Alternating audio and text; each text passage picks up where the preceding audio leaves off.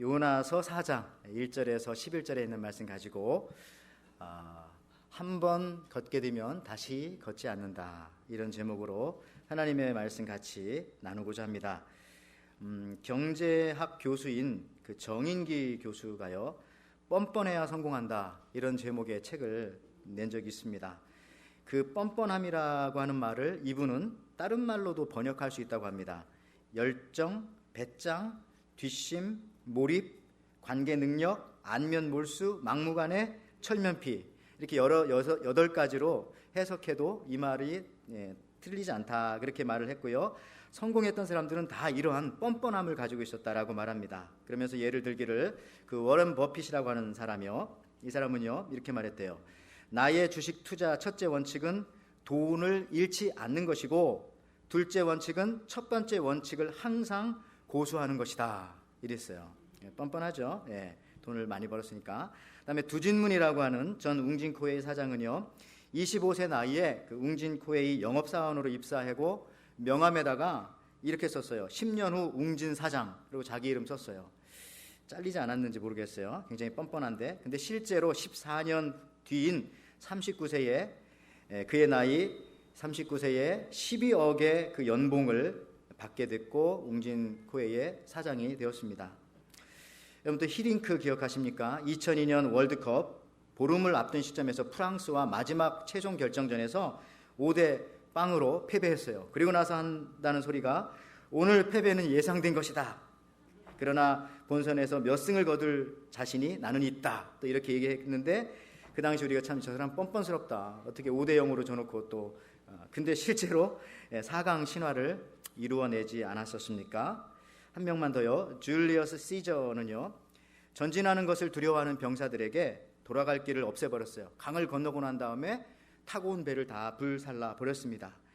굉장히 뻔뻔한 거죠. 자기만 승리하려고, 병사들이 어떻게 되었건. 근데 그것이 성공의 비결이었다는 겁니다. 왜냐하면은 뒤를 막을 필요가 없기 때문에 그 병력을 전진 배치해서 싸우는데 2배의 힘을 가지고 싸웠기 때문에 승리할 수밖에 없었다.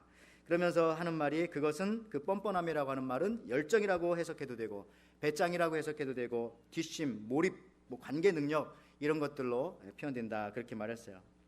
근데 제가 이제 이렇게 설교 준비하다 보니까 그 뻔뻔한 게 진짜 있더라고요. 뻔뻔한 광고가 있대요. 뻔뻔 치킨 했는데 알고 봤더니 FUN 하면서 fun이죠, fun. 그러니까 재밌는 치킨, 이런 식으로 해서 굉장히 뻔뻔하게 그런 광고도 내기도 하고. 어느 집에 남편이 술 마시다가 새벽 3시에 들어왔어요. 요즘도 이게 한국 문화랍니다. 근데 이게 들어오니까 이제 부인이 이렇게 말했죠. 야, 이렇게 해서 내가 어떻게 사냐? 도대체 지금 몇 시인데 지금 들어오느냐? 이렇게 남편한테 말했더니 남편이 하는 말이, 이 시간에 문 열어놓은 데가 여기밖에 없어서 여기 들어왔다고, 이렇게 뻔뻔하게 말했답니다. 여러분, 우리가 사는 세계에 진짜 뻔뻔한 종족들이, 이 트라이브들이 살고 있어요. 이 뻔뻔한 종족들, 이 뻔뻔한 종족들이 우리 가까이에 있습니다. 가까이에. 여러분 혹시 마음 뜨끔하세요? 혹시 나보고 얘기하는 건가? 저 세세 얘기하면 지금 우리와 함께 살고 있어요. 뻔뻔한 사람들이. 옆 사람 쳐다보지 마시고요. 가장 뻔뻔한 종족이 누굴까요? 이 세상에서. 참 그 사람들 참 뻔뻔하다. 자식들입니다. 우리 자식들. 우리 자식들만큼 뻔뻔한 종족이 이 세상에 어디 있을까요? 주는 것 없이 받기만 하려고 하고요. 그 다음에 받아도 만족하지 못해요. 줘도. 그리고 나중에 막 유산까지 달라고 하고. 요즘에 애들 보면은요, 받고 나서도 막 신경질 는 애더라고요. 어떤 자식은 부모에게 왜 나를 낳아주었느냐 등 이렇게 막 대드는 어린 친구들도 있고요. 참 뻔뻔한 족속들이죠. 심하게 또 야단도 못 쳐요, 요즘 애들은요. 왜냐하면 또 심하게 야단치면 높은 데서 떨어지고 또 약 먹고 하니까. 이게 바로 요즘 우리 자식들의 모습이에요. 대통령도 자식에게 함부로 하지 못합니다. 그죠? 왕도 자기 자식한테는 함부로 하지 못해요. 왜? 자식이기 때문에. 여러분, 자식 때문에 대통령 될 뻔하다 못된 사람이 많이 있어요. 한국에는. 또 자식 때문에 국무총리 하다 그만두기도 하고 이 자식들이 뭡니까, 이 자식들이. 여러분, 이 영국의 그 빅토리아 여왕 시대에 낭비벽이 아주 심한 손자가 한 명 있었어요. 근데 그것 때문에 빅토리아 여왕이 막 골치가 아픕니다. 하루는 손자를 불러놓고 이렇게 얘기를 하는데, 이 손자가 또 할머니한테 이렇게 말합니다. 할머니, 내 생일 선물 많이 사주세요. 이제 며칠 있으면 내 생일날인데 계속 조르는 거예요. 여왕이 이제 하다 못해서 이 손자에게 편지를 썼습니다. 이렇게 편지 썼죠. 얘야 미안하다. 그런데 그렇게 낭비하면서 살면 안 된다. 우리 왕실 가족일수록 전략하면서 살아야지. 우리 백성들에게 모범이 되어야지. 근데 그 다음날 이 여왕이 이 손자로부터 편지를 하나 받고 웃을 수밖에 없었다고 합니다. 뭐라고 써져 있었다고요? 사랑하는 할머니, 친절한 편지에 감사합니다. 할머니가 보내주신 그 편지 제가 10파운드 받고 팔았어요. 예, 감사합니다. 여왕의 편지니까. 참 뻔뻔한 사람입니다. 우리가 하나님을 부를 때 우리 뭐라고 불러요? 아버지라고 부르죠. 그럼 우리가 하나님의 자식이에요. 특히 우리 기도할 때 하나님 아버지라고 부르고 예수님이 주기도문을 통하여서 제자들한테 가르쳐 줄 때도 너희는 이렇게 기도하라. 하늘에 계신 우리 아버지. 그렇게 가르쳐 주셨어요. 그런데요, 가만히 보면은 어떤 사람들은 하나님을 아버지라고 부르기는 하는데 가끔 생각대하기를 뭐 회사의 보스처럼 아니면 또는 아주 무시무시한 폭군, 왕처럼 그렇게 생각하는 사람들도 있는 것 같아요. 그래서 하나님을 섬기는데 그냥 아버지로 섬기는 게 아니라 두려움의 대상으로 섬기는 분들도 있습니다. 그래서 내가 잘 하나님을 섬겨드리지 않으면 나한테 막 무시무시한 벌을 주시고 저주 주시고 재앙을 주실 것이 걱정되어 가지고 그래서 하나님을 섬기고 그래서 뭐 주일도 지키고 이러는 분들이 있는 것 같은데 그것은 잘못된 겁니다. 이런 분들은 참 죄송하지만은 아직 신앙생활 출발조차 하지 않았습니다. 스타팅을 아직 끊지도 못했다는 거죠. 그런데 이걸 여러분 잘 설명해 주는 것이 오늘 이 요나서입니다. 요나서를 통해서 지난주에도 우리가 살펴보았지만은 이 복음이 무엇인지도 알 수가 있고요. 또한 복음을 소유한 사람들이 어떻게 살아가는지 알 수 있어요. 여러분 복음 뭡니까? 복음. 예수 그리스도로 말미암아 내가 하나님의 자녀가 되는 것, 이렇게 간단히 정의를 할 수가 있어요. 예수님을 통해 내가 하나님의 자녀 되는 것, 이게 복음이에요. 예수님 때문에 하나님과의 관계가 옛날에는 그 심판주와 심판받는 사람이었다면은 아버지와 자녀가 된 겁니다. 이것보다 더 정확한 복음의 정의가 어디 있겠습니까? 그것을 또 잘 보여주는 성경이 오늘 요나서 중에서도 오늘 본문인 요나서 4장 1절과 2절 이 부분입니다. 거기 보시면요, 요나서 4장 1절과 2절에 요나가 심히 싫어하고 노하여 여호와께 기도하여 가로되 하면서 이제 뒷부분 나오는데요. 자, 이 부분이 요나가 이전에 하나님과 관계가 아버지와 자녀의 관계가 아니었는데 이제 아버지와 자녀의 관계가 되었다라고 하는 것을 아주 보여주는 중요한 부분입니다. 왜냐하면요, 심히 싫어하고 화가 나지만 하나님께 기도하는 요나의 모습을 보여주지 않습니까? 이 모습은요, 요나가 물고기 뱃속에서 3일 동안 있으면서 죽음을 맞기 전에 요나의 모습과는 전혀 다른 모습입니다. 그러니까 우리가 요나서 1장과 요나서 4장을 비교해 보면은 요나가 어떻게 달라졌는지를 알 수가 있어요. 자, 우리 요나 잘 알죠? 요나 1장 1절에서 2절 말씀 보면요. 자, 여호와의 말씀이 아미떼의 아들 요나에게 임하니라. 이르시되 너는 일어나 저 큰 성읍 니느웨로 가서 그것을 쳐서 외치라. 그 악독이 내게 상달하였음이니라 하시니라. 자, 하나님이 이 말을 선지자 요나에게 할 때 요나 선지자는 마음의 감정이 몹시 나쁘고 화가 났습니다. 왜 그러냐면은 그 당시에 이 니느웨는요, 이스라엘을 괴롭혔던 주변 국가인 아수르라고 하는 아시리아죠. 큰 그 나라에 처음으로 제국이라고 부를 수 있을 정도의 큰 나라였습니다. 그 나라의 수도가 바로 이 니느웨였습니다.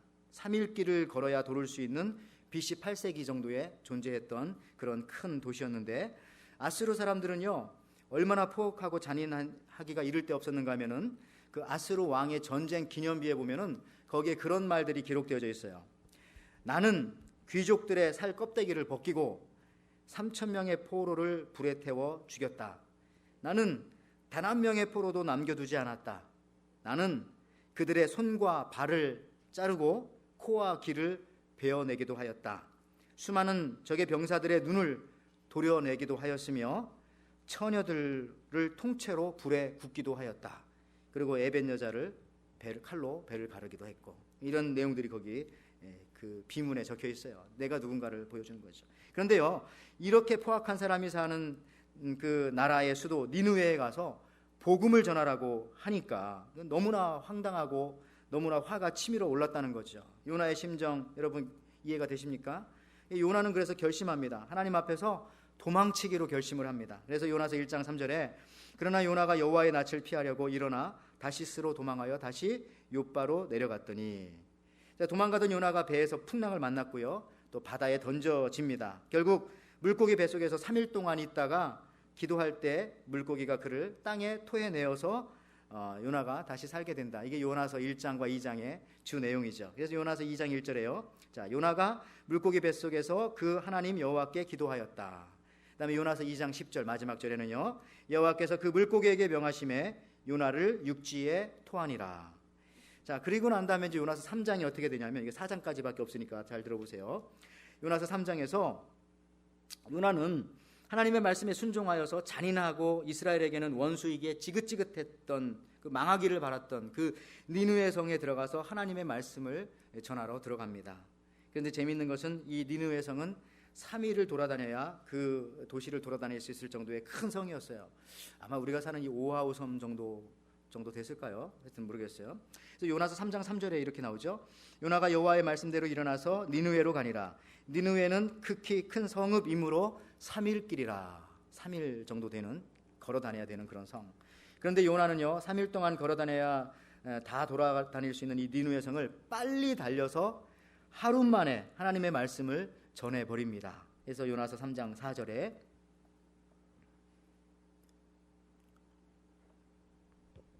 요나가 그 성에 들어가며 곧 하룻길을 행하며 외쳐 가로되 40일이 지나면 니느웨가 무너지리라 하였더라. 자, 하룻길을 다녔다는 거죠. 자, 3일 길을 돌아다녀야 되는 그 성을 하루 만에 다 끝마쳤다라는 것은 뭐 거의 수박 겉핥기식으로 막 뛰어가면서 대충 말했다는 겁니다. 그것도요, 회개하라, 심판이 가까웠다, 회개하라, 천국이 가까웠다, 이렇게 말하지 않았어요. 뭐라고 말했습니까? 40일이 지나면 니느웨가 무너진다.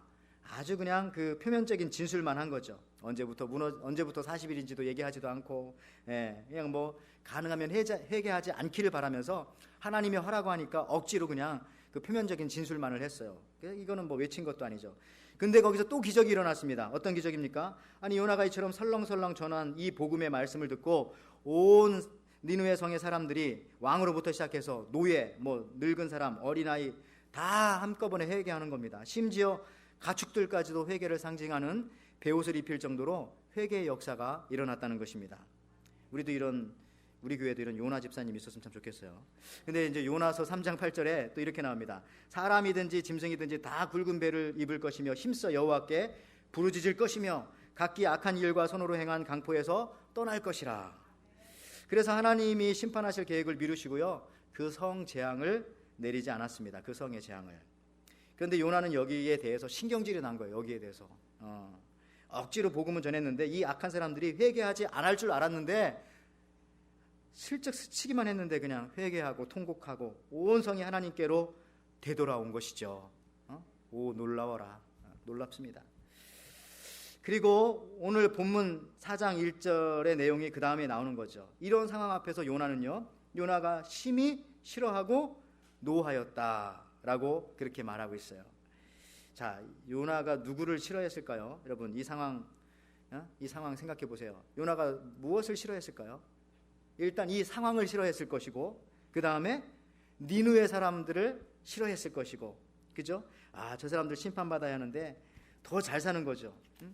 우리도 그렇잖아요. 내가 사기꾼인 줄 다 아는데 막 갑자기 저 사람 막 주일 예배 드리고 수요 예배 드리고 막 새벽 예배까지 드리더니 다 망하게 하던 사업이 엄청나게 잘 되고, 내가 다 아는데, 내가 저 사람 예배 끝나고 하면 무슨 짓 하는 거 다 아는데, 내가 그 사람 목사님 앞에서 하는 것과 그 뒤에서 하는 거 다 아는데, 그냥 갑자기 그 사람 회개하고 막 예배 나오는데 뭐 이것저것 다 잘 되고 자식도 잘 되고. 여러분, 그런 거 보면은 너무 감사해요. 약간 속이 조금 틀릴 수도 있죠. 야, 이렇게 착하게 살아온 성도들은 무언가, 이런 생각 들면서 약간 이렇게 마음속에 화가 날 수 있어요. 이 요나의 심정인데 그 심정보다 더 강력한 심정이겠죠. 막 화가 나기 시작하는 겁니다. 근데 최종적으로 화가 난 것은 누구한테 화났는가 하면은 하나님께 대해서 화난 거죠. 하나님 뭡니까? 정의의 하나님이라고 하시는데 이게 뭡니까? 지금 요나는요, 하나님께 화를 내고 있는 겁니다. 근데 여러분, 제가 말해 볼게요. 여러분도 하나님께 화낼 수 있어요? 더 쉽게, 여러분이 신하라면은 임금에게 화낼 수 있어요? 그랬다가는 죽습니다. 예. 여러분 옛날에 임금께 화내는 것은 고사하고요. 그랬잖아요. 옛날 조선 임금이 방구 끼면은 그 방구를 뭐라고 이름 졌다고요? 예. 매향이라고 졌잖아요. 매향, 매화의 향기라고. 예. 그 정도로 임금에게는 쓰는 말도 조심해야 되고 표정도 조심해야 됩니다. 옛날에 그래가지고 그 임금을 아련하는 신하들은 다 고개를 숙였어요. 고개를 숙이고 임금 앞에 나갔어요. 그게 뭐냐면요, 괜히 임금하고 눈 잘못 마주쳤다가 임금이 야 내가 네 눈빛 보니까 너 이상한 거 생각하고 있지. 그러면 가는 거예요. 그러니까 가능하면 임금님하고는 눈이 안 마주치고 할 얘기만 하고 나오면 되는 거죠. 무서운 존재였어요 임금이요. 그래서 또 임금이 또 관상쟁이까지 옆에 데리고 다니잖아요. 그래서 이 관상 보는 사람한테 또 잘못 걸리면은 저 사람 역적이 될 것 같다. 그러면 그냥 충성하다가도 끌려가요. 너무 충성하면 또 끌려가요. 저렇게 열심히 해가지고 백성들의 관심을 사서 이 왕도를 넘보는 녀석. 그러니까 여러분들 임금에게 화내는 거 가당치도 않습니다. 그런데 하물며 하나님께 화를 낸다니 이게 말이나 되는 거냐는 얘기죠. 근데 오늘 요나는 누구한테 화를 내고 있어요? 하나님께 화를 내고 있다는 거죠. 여러분들 임금에게 화낼 수 있는 종족은 앞서 말씀드렸지만 어떤 종족들이에요? 임금의 자식들은 아마 임금한테 화낼 줄 믿습니다. 임금의 자식들은 임금한테 화낼 거예요. 자식은 아버지에게 화를 낼 수 있어요. 왕자는 임금한테 화를 낼 수 있어요. 아무리 잘해줘도 화낼 때가 많지 않습니까? 우리도 자식들 키워봐서 알지만은 잘해주면 잘해준다고 화를 내더라고요. 내가 뭐 애긴 줄 알아? 뭐 이러면서 어떤 때는 뭐 아이들 이렇게 픽업하러 우리 와이프가 가면은 너무 가까이 픽업하러 온다고 화를 낸 적도 있다고 하더라고요. 그래서 많이 야단을 쳤지만 자식들이 이렇잖아요. 여러분 요나서 1장에서 이 요나의 모습은요, 하나님의 낯을 피하여 도망갔습니다. 그러니까 하나님과의 관계를 버린 것이죠. 근데 오늘 요나서 마지막 장인 요나서 4장에서는 비록 요나가 심히 화가 나고 싫어했을지라도 하나님 아버지 앞에 나갔다라고 하는 겁니다. 똑같은 감정이에요. 지금 상했어요. 감정이 상해 있어요. 이 요나서 1장에서도 감정이 상해 있어요. 이 요나서 4장에서도 감정이 상해 있어요. 그러나 달라요.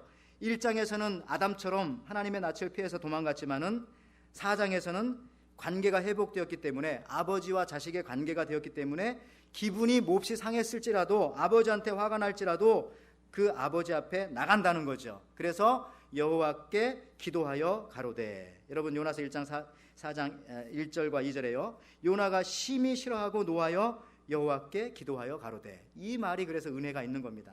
여러분 현대인의 성경에 또 이렇게 나오네요. 같은 본문을.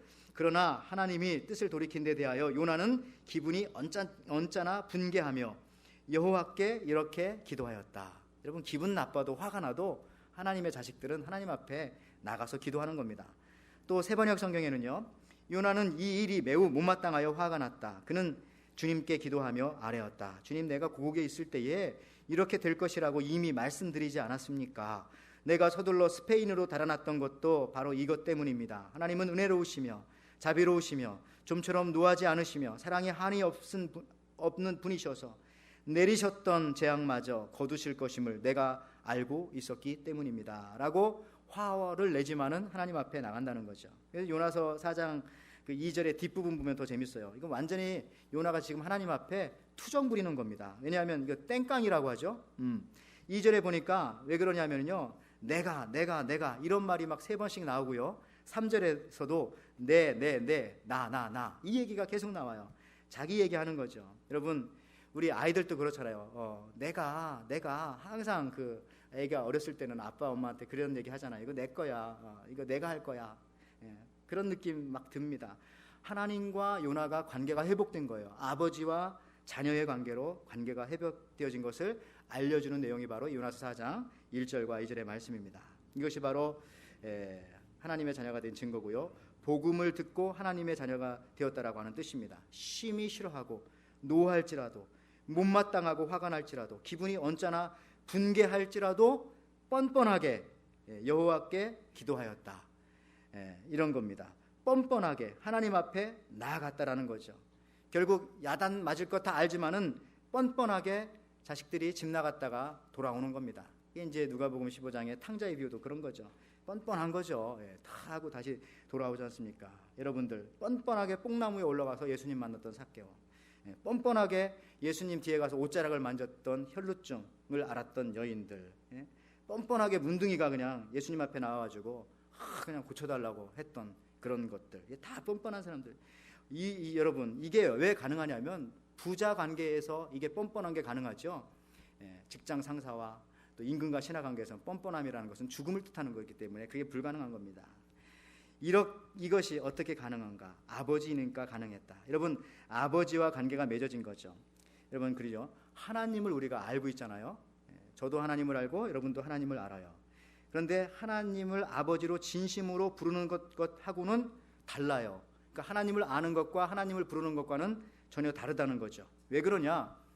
여러분, 귀신들도 하나님을 알까요? 모를까요? 귀신같이 하네요, 여러분들도.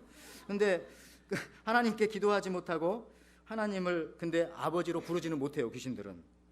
자, 누가복음 4장 33절에 이거 귀신이 하는 말입니다. 성경에 나와 있는 귀신의 말. 자, 누가복음 4장 34절. 나사렛 예수여, 우리가 당신과 무슨 상관이 있나이까? 우리를 멸하러 왔나이까? 나는 당신이 누군 줄 아노니 하나님의 거룩한 자니이다. 이게 귀신이 한 말이에요. 뭐라고요? 나는 예수님 당신이 누군지 압니다. 그 당시 사람들은 몰랐지만 귀신은 알았어요. 예수님이 누군지 알았어요. 하나님의 아들이고 그분이 하나님인 거를 알고 있었다는 얘기죠.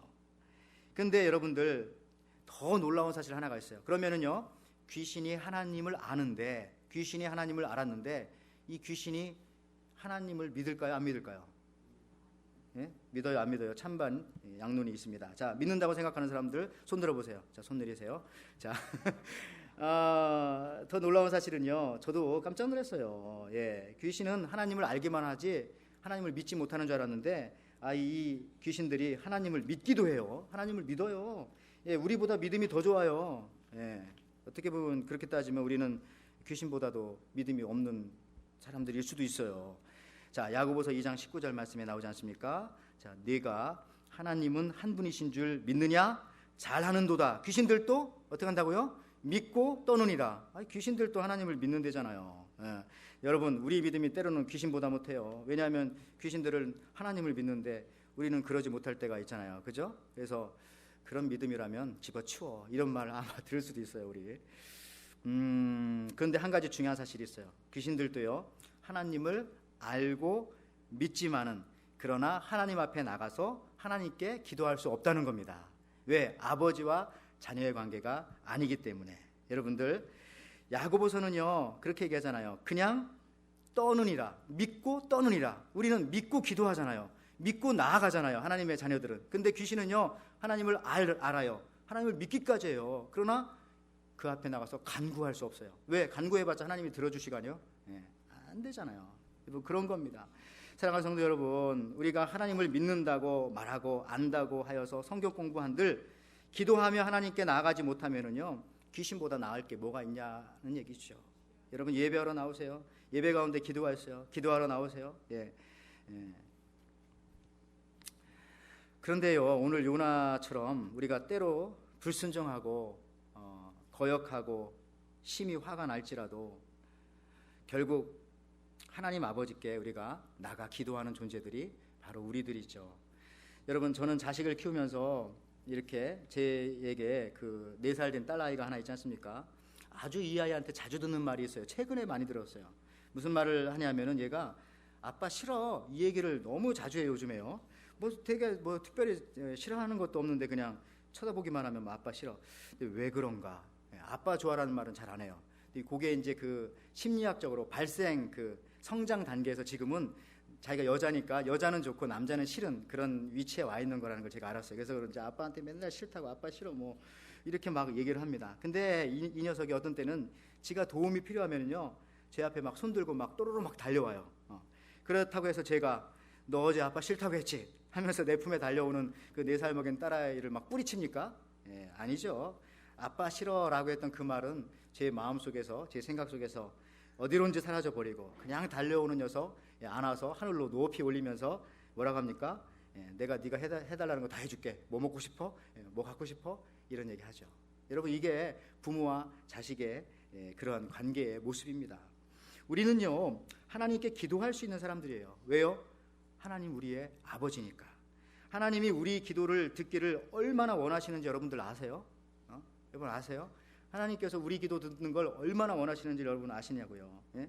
심지어 성도가 땅에서 기도하면요, 천상 하늘 그 해분에서는요 아주 조용하게 지금 대기하고 있어야 된대요.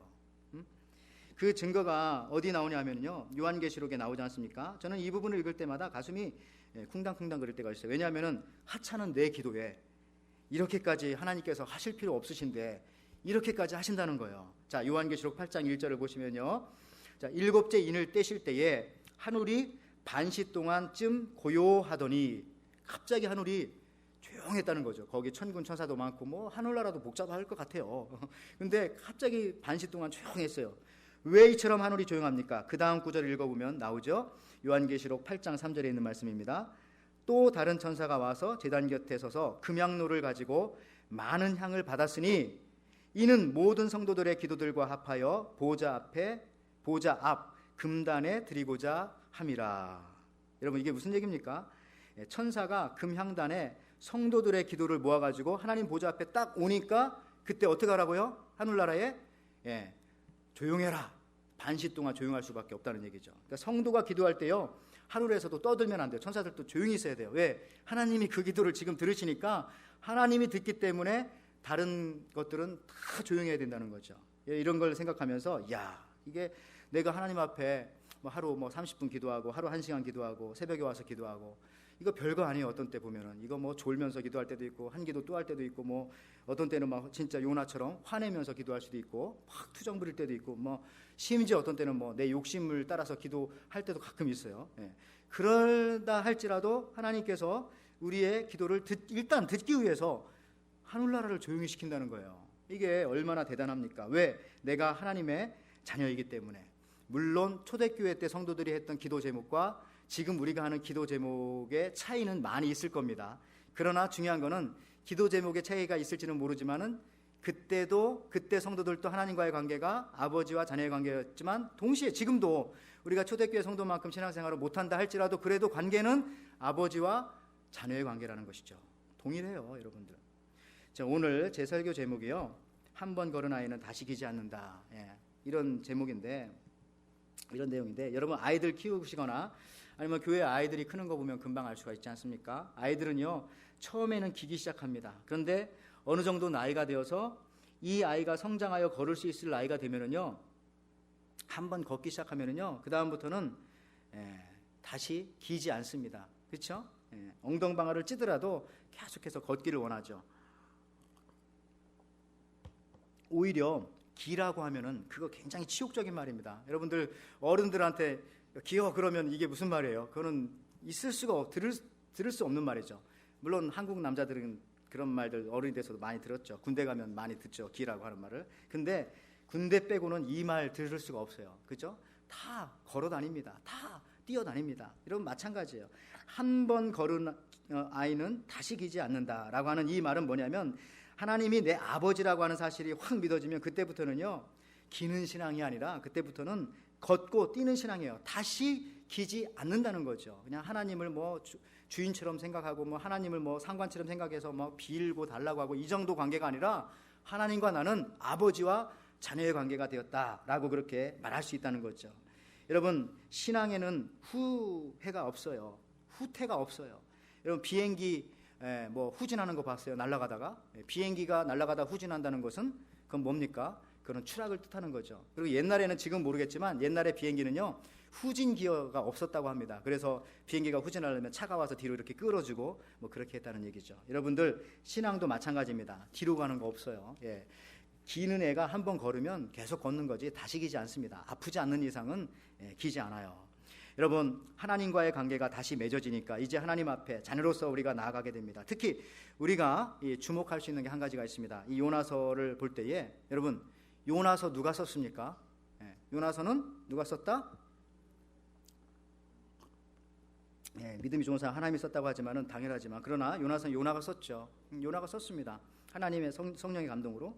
자, 이게 무슨 말이냐면 이런 거죠. 하나님과의 관계가 회복되어지니까 요나가 자기 자신을 오픈하는 겁니다. 자유하게 되는 거죠. 사실 요나서 여러분 읽어보면 알지만 1장, 2장, 3장, 4장 끝까지 부끄러운 얘기입니다. 계속해서 부끄러운 얘기. 선지자임에도 불구하고 순종하지 못하고 토라지고 막 사람들 안 되기를 바라고 저주하고 이런 것들 얼마나 적나라하게 자기 모습을 다 이렇게 드러내는 거예요. 그런데 그거를 자기가 자기 손으로 썼다는 거죠. 요나서는 요나가 썼습니다. 무슨 얘기죠? 하나님과의 관계가 회복되니까, 아버지와 자녀의 관계로 회복되어지니까 다른 사람과의 관계도 다 회복되어지는 거죠. 굳이 내 모습 숨길 필요도 없고, 굳이 나의 약한 모습 괜찮아요. 왜? 내 아버지가 하나님이시기 때문에 자유하게 살아가는 거죠. 그러니까 거기에 쓴 뿌리가 다 뽑아지는 거죠. 뭐 조금만 건드리면 툭 하고 삐지고 화내고 이상한 말 들으면 10년 동안 기억하고 50년 동안 기억하고 그러는 것들이 다 사라져 버린다는 거죠. 하나님을 아버지로 분명히 받아들이는 사람들은요, 이러한 뻔뻔함이 있어요. 야, 내가 저 사람 옛날에 뭐 했는지 다 아는데 그거 어쩌자고요. 지금 예수 믿고 내가 변화돼서 지금 이렇게 충성스럽게 살아가는데, 그렇게 살아가는 것이 바로 하나님과 하나님의 자녀의 모습이라는 거죠. 이제 말씀을 제가 마칩니다. 더욱이 우리가 알 수 있는 것은요, 요나서 마지막 절입니다. 그 부분을 여러분 읽어보면 알지만요, 요나서 4장 11절에 이렇게 나오죠. 하물며 이 큰 성읍 니느웨에도 좌우를 분별하지 못하는 자가 12만 여명이요 육축도 많이 있나니 내가 아끼는 것이 어찌 합당치 아니하냐. 한국 성경에는 거기 그 퀘스천 마크가 물음표가 없지만은 영어 성경이나 이런 데 보면 물음표가 있어요. 질문으로 끝난다는 거죠. 무슨 얘기입니까? 하나님께서 요나한테 질문을 해 놓으시고 그 대답도 듣지 아니하시고 또 자기가 말도 하지 않으셨어요. 그냥 약간 조금 미완성적으로 요나서는 끝납니다. 깔끔하게 마무리가 되지 않은 그런 모습입니다. 질문으로 끝났기 때문에. 여러분, 이 메시지가 무엇을 뜻하는 것이죠? 한 가지입니다. 이렇게 사는 것이 우리의 신앙이라는 겁니다. 이렇게 사는 것이. 무슨 얘기죠? 때로 우리가 살아가면서 우리 삶에 있어서 화가 나고, 우리 예수 믿어도 화나죠. 사람들에 대해서 분이 나고, 어떤 때는 막 교회에 대해서 신경질도 날 때가 있어요. 심지어 목사에 대해서 원망이 있고 이럴 때도 있어요. 또 동료 교우들에 대해서 막 답답하고 막 신경질 나고 화가 날 때가 있어요.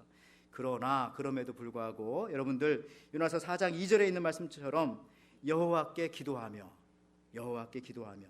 심히 분하고 화가 나고 싫어하더라도 여호와께 기도하며 이렇게 살아가는 것이 이 땅을 살아가는 크리스천들의 현재의 모습이라는 것이죠. 여러분, 힘들어하지 마세요. 기도의 자리에 나오세요. 예배의 자리로 나오세요. 너무 멀리 가지 마세요. 이것이 바로 자녀의 모습이고 자녀된 증거입니다. 심히 힘들고 노하고 싫어할지라도 하나님께 기도하는 모습.